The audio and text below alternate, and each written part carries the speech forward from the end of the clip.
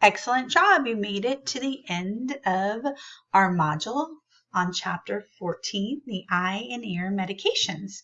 We had these 5 learning objectives this week, and I'm going to go ahead and sum up the week for you now. The eyes and ears provide critical sensory information to the brain. The eye is made up of many interconnected structures working together to provide clear vision. Conditions, disease, infections, and other irritants can disrupt sensory communication and cause pain and discomfort, not only at the source, but also systemically.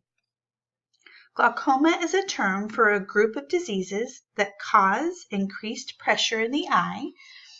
If untreated, will lead to blindness. The basis of treatment for all types of glaucoma is the reduction of the aqueous humor in the eye to decrease the intraocular pressure, the IOP.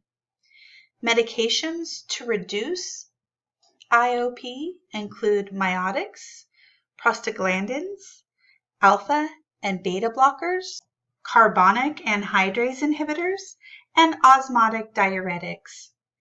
Eye infections such as conjunctivitis and styes vary from minor to very serious and must be treated with appropriate antibiotics. The ear is made up of 3 major parts, the outer, the inner, and the middle ear, and these parts work together to provide hearing and balance.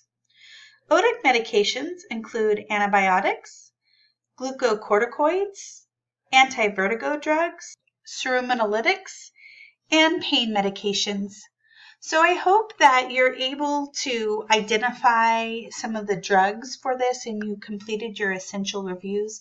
This will be very helpful for your final project. I hope you have a great day and I'll see you in class. Bye-bye.